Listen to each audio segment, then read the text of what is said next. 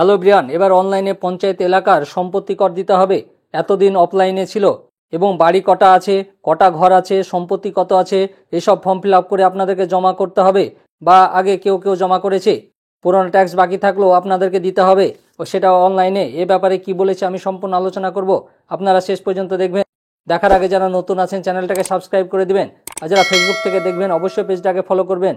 কি বলেছে দেখুন, আগামী 23শে ডিসেম্বর থেকে রাজ্য জুড়ে পরীক্ষামূলকভাবে অনলাইনে সম্পত্তি কর জমার প্রক্রিয়া শুরু হচ্ছে। এর ফলে নতুন হিসাবে কর দিতে হবে বাসিন্দাদের। এতদিন পঞ্চায়েতগুলির কর নির্ধারণ প্রক্রিয়া ত্রুটি ছিল, কিন্তু এবার সেটা আর হবে না। অনলাইনে কর চালুর বিষয়টি প্রত্যেক পঞ্চায়েতকে জানিয়ে দিয়েছে দপ্তর। মানে গ্রামের প্রতিটি পঞ্চায়েতে আপনার 23শে ডিসেম্বর থেকে আপনার পরীক্ষামূলকভাবে অনলাইনে সম্পত্তি কর জমা করতে হবে। তার জন্য গ্রামে গ্রামে প্রচার করতে বলা হয়েছে। অনলাইনে ঠিকমতো কর জমা হচ্ছে কিনা তাও 1 মাস ধরে পর্যবেক্ষণ করা হবে। সব ঠিক থাকলে তারপর থেকে পুরোদমে তা চালু হয়ে যাবে। এখন পরীক্ষামূলকভাবে প্রতিটা পঞ্চায়েতে সম্পত্তি কর দেওয়া শুরু হচ্ছে। যদি সঠিক প্রসেসে হয়ে যায় গ্রামের সব পঞ্চায়েতে সেটা চালু হয়ে যাবে এবং বাসিন্দাদের সম্পত্তি কর সব অনলাইনে জমা করতে হবে। এই প্রক্রিয়া শুরু করার আগে প্রত্যেক পঞ্চায়েতকে সংশ্লিষ্ট বাসিন্দাদের সম্পত্তি কর কত হতে পারে সে সম্পর্কিত কিছু তথ্য পোর্টালে আপলোড করতে হয়েছে। তার জন্য প্রত্যেকে একটা ফর্ম পূরণ করে পঞ্চায়েত অফিসে জমা দিয়েছেন। প্রতিটি পরিবারকে লিখতে হয়েছে তার কী ধরনের বাড়ি, কটা ঘর, ওই সম্পত্তির বর্তমান বাজার দর কত হতে পারে প্রভৃতি। পরিবার পিছু কর নির্ধারণ করা হয়েছে তার ভিত্তিতে।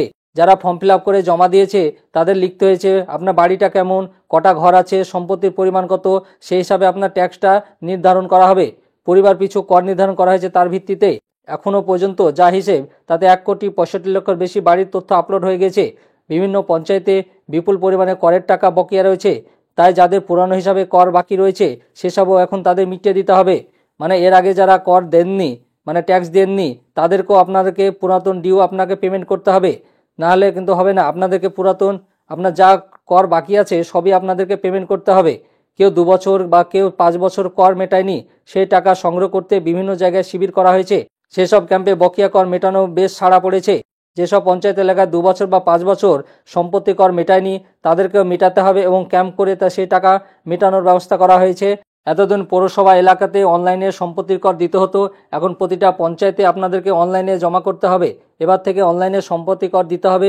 রাজ্য সরকার অনলাইনে ট্যাক্স চালু করে কেমন করলো আপনারা অবশ্যই কমেন্ট করে জানান। আমার এই ভিডিওটা ভালো লাগলে লাইক এবং শেয়ার করে দিবেন। যারা নতুন আছেন চ্যানেলটাকে সাবস্ক্রাইব করে দিবেন আর পাশে থাকা বেল আইকনে ক্লিক করে দিবেন যাতে এই সংক্রান্ত আরও ভিডিও আপনি প্রথমেই পেয়ে যান।